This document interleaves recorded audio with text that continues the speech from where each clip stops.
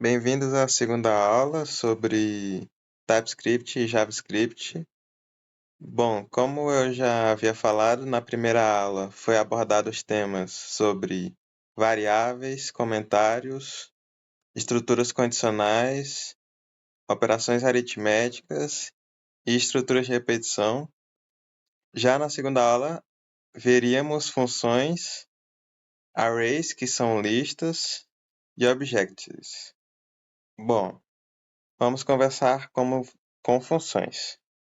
Primeiro, funções, elas são úteis para não se repetir linhas de código várias vezes em coisas que serão feitas diversas vezes. Como, por exemplo, nesse exemplo aí, em que ele cria uma variável chamada entrada do tipo número e aí ele pede uma entrada do usuário dizendo me informe seu número.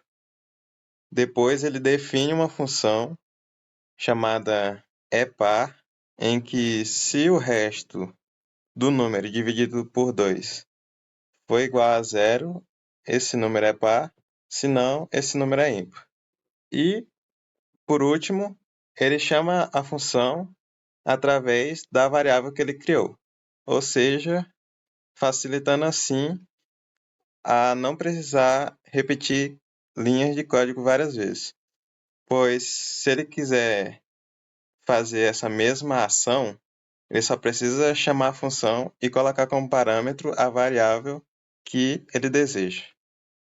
Bom, agora temos o arrow function, ou na tradução literal, função de flecha, que pode ser definida de dois tipos, como visto no exemplo 1. No primeiro tipo do exemplo 1, ele define a função do tipo constante e ela vai multiplicar um número por 2. Aí o parâmetro é um número, sendo ele do tipo number, e vai retornar esse número multiplicado por 2. E o outro tipo faz a mesma coisa do que a primeira função, só que ele é todo escrito em uma linha só. No primeiro tipo, a função é delimitada por chaves, e no outro, ela apenas retorna um parâmetro, sendo especificada com igual, maior que. Bom, é recomendado sempre usar o tipo 1 por ter mais liberdade para criar o tamanho da função, já que o tipo 2 ele é mais limitado a você escrever a função em apenas uma linha. Aí no tipo 2, no tipo 1, você consegue escrever a função toda delimitada entre as chaves, como no exemplo 2, em que ele é um arrow function, só que ele é até maior e ele é todo delimitado por chaves. No caso, ele está passando três parâmetros, três variáveis, e aí a função vai imprimir o primeiro valor, o segundo valor, o terceiro valor, e por último vai imprimir a soma dos três valores. Bom, agora é um tópico mais sobre boas práticas em tipagem de funções, que significa você especificar qual é o tipo da entrada e da saída nas funções. Bom, no exemplo 1 aí, temos uma função chamada epar e eu tipei a entrada para que toda a entrada para essa função seja do tipo number, ou número. E aí eu utilizei um operador ternário para economizar linhas e, por conseguinte, processamento de memória, em que no primeiro caso aqui, no 1 porcentagem 2 igual a zero, é minha condição, e aí se essa condição for verdadeira, ele vai imprimir que o número é par, aí dois pontos, depois vem para se a condição não for verdadeira, que aí ele vai imprimir é ímpar. E no segundo exemplo, temos uma definição de outra função chamada multi por 2, em que eu tipei a entrada, ou seja, só pode entrar variáveis do tipo number, e com esses dois pontos, botando o tipo de variável que vai sair para a saída, eu tipei a saída, ou seja, eu especifiquei explicitamente que a função retornará uma variável do tipo string. Continuando com o assunto, agora temos o tópico arrays. Arrays são definidos como um conjunto de um determinado dado e armazena, por exemplo, um conjunto de nomes, como no primeiro exemplo a seguir, que tem um array que se chama nomes, ele é do tipo string e tem os valores Arthur, Gerisvaldo, Osvaldo e Jacinto. Bom, ele armazena dados, ou seja, podem ser todos os tipos de variáveis, tanto quanto string, tanto quanto boolean.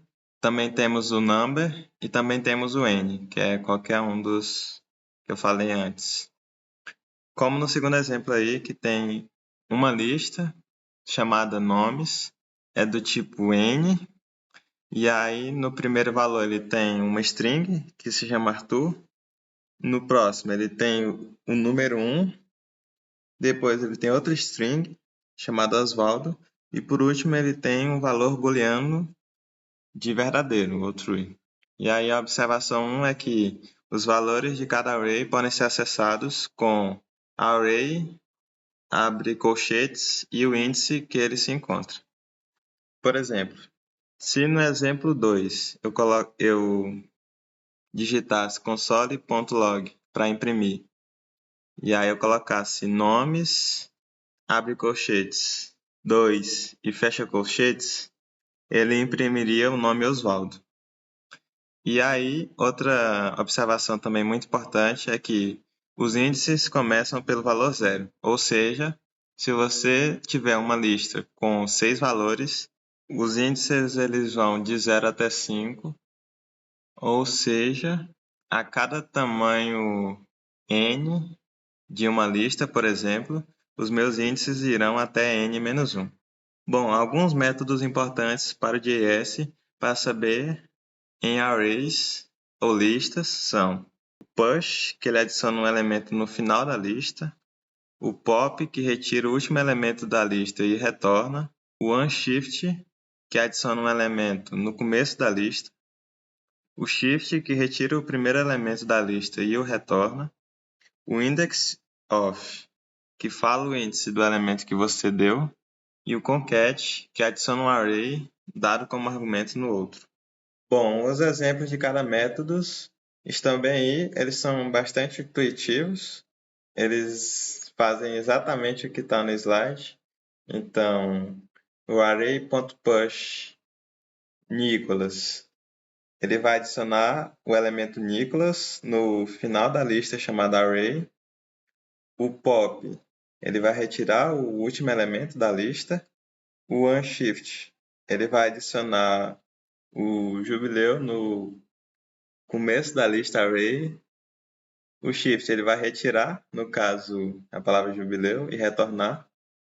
O index.off, ele fala o índice do elemento que você deu, por exemplo, no caso, aí ele vai retornar o índice que está o elemento chamado Arthur. E o concat é mais para criar matrizes em que um array será concatenado em outro, formando uma matriz. Bom, agora na parte de indexação, que se refere ao processo de acessar os elementos individuais do array utilizando o índice. Nesse exemplo aí, temos uma lista chamada números, do tipo number, que tem os valores 1, 2, 3, 4 e 5. Quando eu executar a próxima linha de console.log, números 2, será imprimido o valor 3, ou seja, o valor 3 está no índice 2 da lista números. Bom, aí agora temos o percorrimento de uma lista, que se dá através de dois métodos. Um usando loops ou estrutura de repetição, e o segundo exemplo se utiliza um método nativo do TypeScript.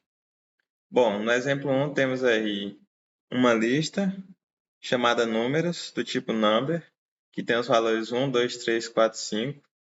E aí ele abre um loop do tipo for, que cria uma variável i que começa com 0. E enquanto i for menor do que 5, e vai acrescentando mais um. E aí, na próxima linha de código, ele está percorrendo e imprimindo toda a lista, ou seja, ele vai imprimir os valores 1, 2, 3, 4 e 5. E aí, no exemplo 2, temos a mesma lista do exemplo 1, só que agora usando o método for_each, que ele vai imprimir o valor de cada item da lista sem precisar dos índices. Ou seja, em vez de trabalhar usando a indexação, ele vai trabalhar usando os valores de cada elemento da lista. E aí, no caso, o exemplo 2, ele está percorrendo pela lista e está imprimindo todos os valores, ou seja, ele também vai imprimir 1, 2, 3, 4 e 5.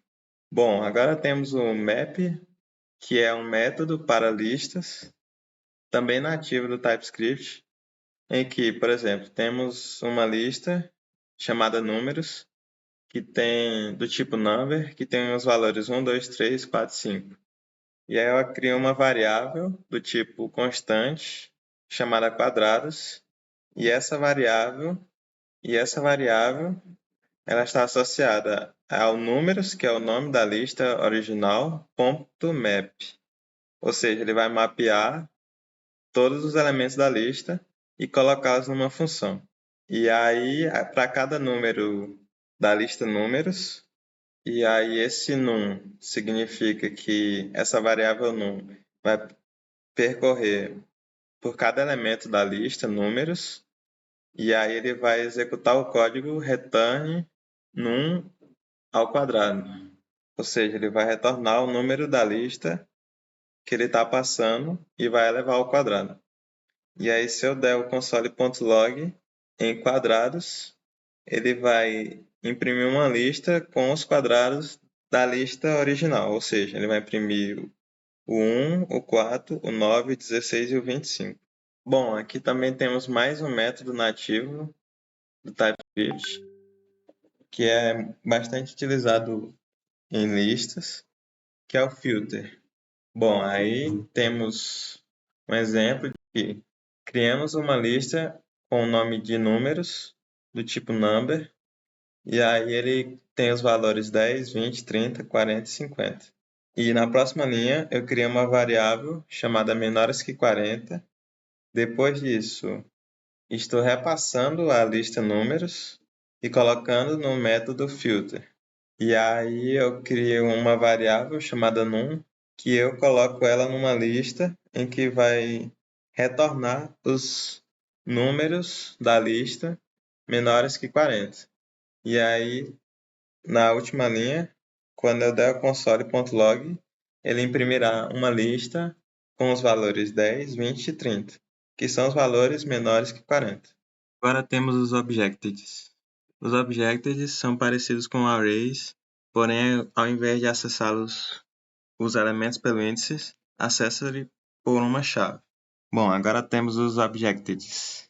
Os objectives ou objetos são parecidos com os arrays, porém, ao invés de acessar os elementos pelo índice, acessa-se por uma chave. Bom, aí temos o exemplo 1, que temos uma constante com o nome de instrutor, e ele é do tipo objeto, e aí temos 3 pares de chave-valor. A chave de nome tem o valor Arthur, a chave idade tem o valor de número 20 e a chave de altura tem o valor de número 1.85. Para acessar uma das chaves atribuídas ao nosso objeto instrutor, temos duas formas de imprimir uma chave atribuída ao nosso objeto. A primeira e mais utilizada, que é o console.log, e aí colocamos o nome do objeto, ponto, o nome da chave que queremos imprimir, ou console.log, abre parênteses o nome do objeto, e aí abre colchetes e aspas, e aí colocamos o nome da chave que queremos inserir. Objetos são bastante utilizados quando temos, por exemplo, uma variável que precisa de várias chaves. Por exemplo, a variável pessoa precisa da chave nome, da chave idade, da chave altura, da chave CPF. Depende da aplicação, mas geralmente utiliza-se objetos para essas atribuições.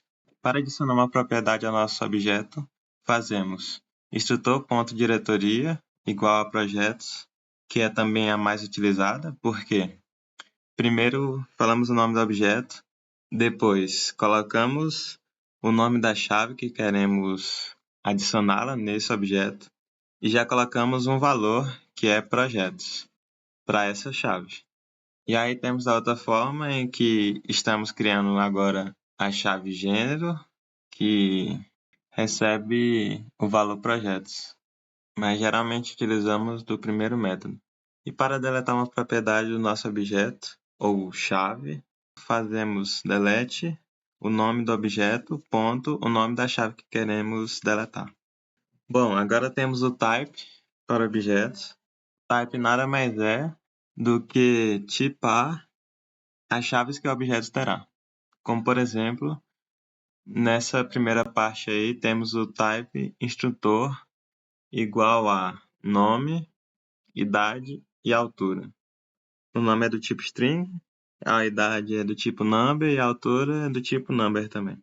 E todos os objetos que são do tipo instrutor, eles vão ter essas variáveis, nome, idade e altura. Isso é utilizado bastante quando vários objetos utilizam as mesmas chaves.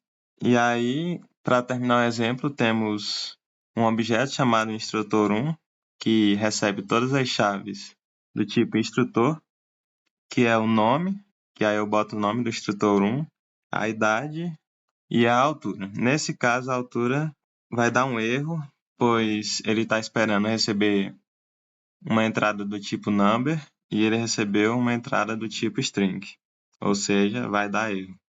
Bom, agora temos o mesmo exemplo do slide anterior, que é type instrutor. Eu estou inicializando o type chamado instrutor, que recebe as chaves nome, que vai ser uma string, idade, que vai ser uma variável do tipo number, e a altura, que vai ser uma variável também do tipo number. A altura, depois do nome altura, tem um sinal de interrogação. Isso significa que não obrigatoriamente eu tenho que declarar a altura para o tipo instrutor. Como vemos no exemplo a seguir, que temos um objeto chamado instrutor, que vai pegar todas as chaves do tipo instrutor, e aí apenas adicionamos o nome dele, que no caso, o nome do exemplo aí é Arthur, e a idade dele que é 20. E declarar a altura virou opcional nesse exemplo aí. Bom, agora temos a desestruturação, que tem para arrays quanto para objetos. Bom, aí temos uma lista com o nome de frutas que tem os elementos goiaba, morango, manga e abacaxi. E aí criamos outra lista e agora as variáveis são melhor fruta, fruta vermelha e resto das frutas. E aí eu declarei que essa lista é igual à lista original chamada frutas. Quando executar a linha de código console.log melhor fruta, ele vai imprimir goiaba. Quando executar a próxima linha, console.log fruta vermelha, ele vai executar que é morango. Ele vai imprimir, na verdade, que é morango. E quando eu executar o console.log resto das frutas, ele vai imprimir uma lista contendo os nomes de manga e abacaxi, que é o resto dos valores que sobrou na lista fruta original. Bom, aí agora temos a desestruturação em objetos, que temos o exemplo que temos um objeto chamado instrutor, ele tem os pares de chave-valor de chave com o nome de nome e o valor de Arthur, idade com o valor de 20, altura com o valor de 1.5 e gênero com o valor de masculino. E aí eu crio duas novas constantes entre chaves e declaro que essas constantes fazem parte do objeto chamado instrutor.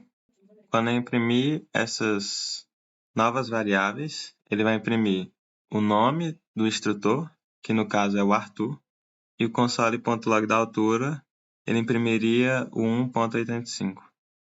Esses dois métodos são bastante utilizados, principalmente o desestruturação em objetos, para conseguirmos manipular os objetos da melhor maneira possível. Agora temos a função async. Bom, primeiro é importante citar que todas as funções vistas até então eram de funções síncronas, ou seja, tudo que foi visto, todos os loops, as funções, os arrays e os objects são funções síncronas, ou seja, eram executadas e paravam o código para serem executadas assim que eram chamadas. Agora, as funções assíncronas, ou função ASC, não param o código quando são chamadas e ficam sendo executadas em segundo plano para que, quando terminarem de ser executadas, fazerem o que lhes foi pedido. Bom, essa função é muito utilizada com a próxima função, que é a função promise, e basicamente elas duas servem para, por exemplo, buscar algum dado no banco de dados, ou então para manipulação de APIs. Você esperar a resposta de algum banco de dados ou API, você tem que usar funções assíncronas. E aí temos a função promise, que a função promise representa a eventual conclusão ou não de uma operação assíncrona e o seu valor resultante. E aí eles são bastante utilizados junto com as funções ASCII, pois permitem que métodos assíncronos retornem valores como métodos síncronos. E aí ele sempre está em um desses três estados, que é o padding, que é o estado inicial, nem cumprindo e nem rejeitado, o filled, que significa que a operação foi concluída com sucesso, e o rejected, que significa que a operação falhou. Bom, agora temos um exemplo de função assíncrona, utilizando também a função promise. Bom, eu tenho um contador, uma função, na verdade, chamada contador assíncrono, e ele recebe uma promise, que recebe o parâmetro resolve. New promise, que recebe uma parâmetro resolve. E aí essa função contador assíncrono. Bom, depois da promise, temos a função assíncrona de setTimeout. Esse setTimeout é uma função nativa do JavaScript/TypeScript, em que eu passo o valor, que no caso resolve é igual a 4, e depois o próximo parâmetro é quantos milissegundos ele vai demorar para ser executado, que no caso é 5.000 milissegundos. Bom, temos uma função assíncrona chamada contar. Nela temos a chamada da primeira função, que é o contador assíncrono, e aí, bom, a esse ponto tem significa após. Esse contando vira o parâmetro da função contador assíncrono, que no caso era 4. E aí, após essa função terminar, ele vai imprimir console.log contando, que no caso é a variável com o valor 4. Só que, como nós já vimos, ela só vai ser executada depois de 5.000 milissegundos. Ou seja, nessa função contar, primeiro vai se imprimir o 1, que é o console.log1, depois vai se imprimir o 2, depois o 3, e por último vai se imprimir o 4, mesmo ele estando acima de todos os valores 1, 2 e 3. Bom, essa foi a finalização da nossa aula de introdução a TypeScript e JavaScript. Muito obrigado por ter assistido até aqui. Eu posso ter falado rápido algumas coisas, é que pediram para fazer em um curto tempo o vídeo, mas eu acho que eu consegui abordar tudo que vocês vão precisar para fazer o projeto final. E é isso, desejo tudo de bom para vocês e espero vocês na Struct. Tchau, tchau, gente.